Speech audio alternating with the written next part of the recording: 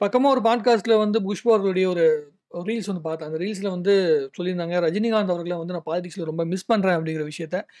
Politics வர்றேன்னு சொல்லும்போது, அப்பலாம் வந்து பார்த்தீங்கன்னா, எல்லாருமே கொஞ்சம் பயங்கரமா என்ன சொல்றாய்ங்க, அந்த சேவல் கோடாயத்துல இருக்கும்பாய்ங்கல்ல, இந்த படத்துல வர மாரி, ஆடுகளம் படத்துல சேவல் அப்படியே ஜமீன் ஆகுற மாரி நின்ன மாரி எல்லாரும் அமைதியா உட்காந்துருந்தாய்ங்க. பாலிடிக்ஸ்குள்ளேருந்து வரலேன்னு பண்ணே எல்லாருமே அவரு வந்து ஃபுல் அண்ட் ஃபுல் சினிமாக்குள்ள போனதுக்கு அப்புறமேட்டு இப்போ வந்து எல்லாம் சொல்லிட்டு கிடப்பாய்ங்க. ரஜினி சார் வந்து பாலிடிக்ஸ்ல ரொம்ப மிஸ் பண்றேன் அப்படி இப்படின்னு. ஏன்னா, இப்ப இருக்க சூழ்நிலை அப்படி.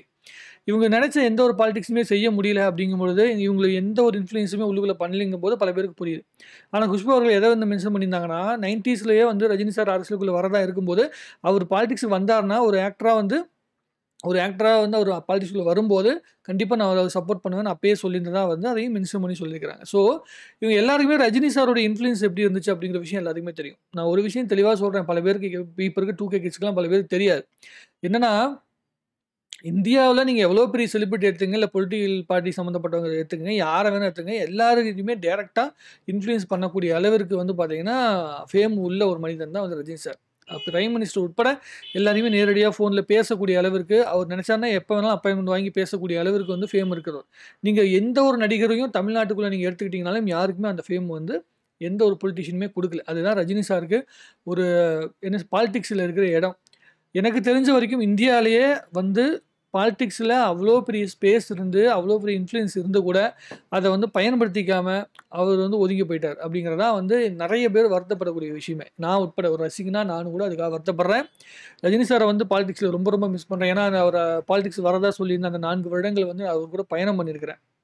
ஒரு ரசிகனா, அவர் கூட பயணம் பண்ணியிருக்கிறேன் அப்படிங்கிறனால, அது வந்து மிகப்பெரிய ஒரு டிசப்பாயின்ட்மென்ட்ட வந்து எல்லாருக்குமே குடுத்துச்சு. அதுல மாற்று கருத்து கிடையாது. பட் ஆனா, என்ன விஷயம்னா, வேற யாருமே வந்து இங்க இருக்கிற இந்த அரசியல்வாதிகள வந்து எதிர்த்தோ, இவங்கள வந்து உடைச்சோ வந்து ஒரு பாலிடிக்ஸே பண்ண முடியாது அப்படிங்கிறது தான் இங்க நம்ம உணர வேண்டிய விஷயம்.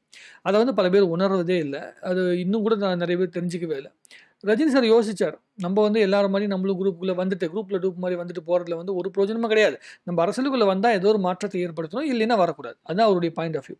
ஸோ இங்க வந்துட்டு வெறும் 10% 15% எடுத்துட்டு, அதாவது வந்தா ஜெயிக்கிறதுக்கு உண்டான அந்த எவ்வளவு தூரம் ஜெயிக்கணுமோ அதுக்குண்டான வேலைய போடணும். இன்னும் 10 வருஷம் கழிச்சுலாம் வந்து ஜெயிக்கணும் அப்படிங்கிற தாட் ப்ராசஸ்ல பண்ண முடியாது. மக்கள் வந்து அவ்வளவு இன்ஸ்டன்டான ஒரு மாற்றத்துக்கு தயாராயிட்டாங்களா அப்படிங்கிறத அவர் பார்த்திருப்பாரு. எனக்கு தெரிஞ்ச வரைக்கும். ஸோ அது வந்து நடக்கல அப்படிங்கும்போது, சரி ரைட்டு விடுங்க பார்த்துக்கலாம் அப்படிங்கிற மாதிரி, சரி என்னோட வேலைய நான் பார்க்க போறேன். உங்க வேலைய நீங்க பாருங்கன்னு அவரு ஒதுங்கிட்டாரு. அதுவே வந்து பெரிய புத்திசாலித்தனமான ஒரு முடிவு தான் அப்படின்னு நான் நினைக்கிறேன். ரஜினி சார் வந்து அறிவாளியா, அவர் பயங்கரமான தைரியசாலி அப்படிங்கிற விஷயத்த விட, நான் ஒரு விஷயம் தெளிவா சொல்லுவேன். ரஜினி சார் வந்து மிகப்பெரிய புத்திசாலி. கமல் சார் மாதிரியான ஆட்கள் வந்து அறிவாளி. தன்னுடைய அறிவ வந்து அரசியலுக்குள்ள காட்டணும் அப்படின்னு நினைப்பாங்க. ஆனா அரசியல்ல வந்து அறிவு அப்படிங்கிற விஷயத்தை தாண்டி புத்திசாலித்தனம் ரொம்ப முக்கியம். எந்த நேரத்தில என்ன முடிவு எடுக்கிறோம்? இந்த சூழ்நிலை சரியா இருக்குமா? சரியா இல்லையா? அப்படிங்கிற முடிவை யார் எடுக்கிறாங்களோ, அவங்களால மட்டும் தான் அரசியலுக்குள்ள வந்து நிலைச்சு நிக்க முடியும். அதனால தான் அந்த அரசியல்வாதி அந்த மனநிலை உள்ளவங்கள தான் அரசியல்ல வந்து பார்த்தீங்கன்னா, பார்த்து பயப்படுவாங்க. அரசியல்வாதிகளும் பயப்படுவாய்ங்க. அவங்கள பகச்சுக்கவும் மாட்டாய்ங்க. பகச்சுக்கிட்டா கூட உடனே கொஞ்ச நாள் கழிச்சு அப்படியே அந்த நட்ப வந்து மெயின்டெயின் பண்ணிட்டே போவாய்ங்க.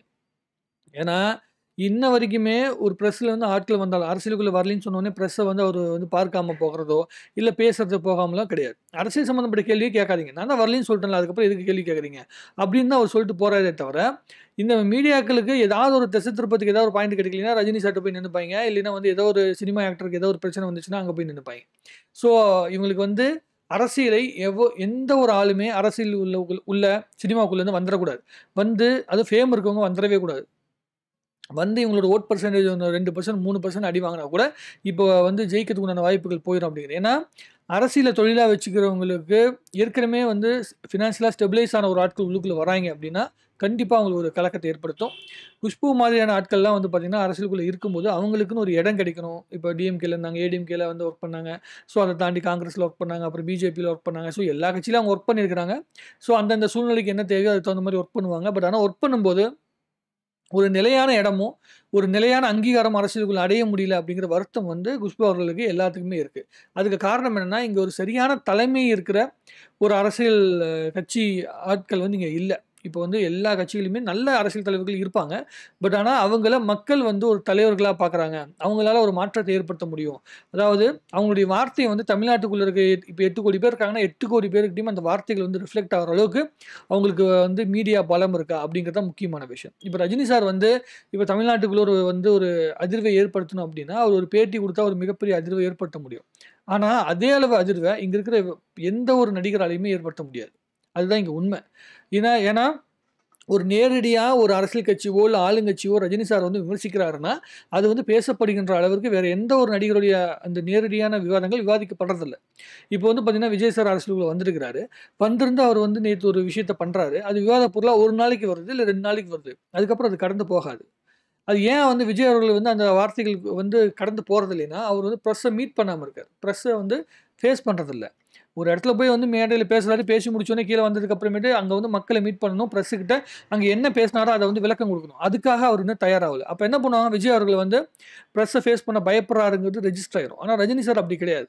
மேடையில பேசின பிறகு அதுக்குண்டான கருத்துக்கள கேட்டாலும் அதையும் ஃபேஸ் பண்ணி அவர் பதில் சொல்றாரு.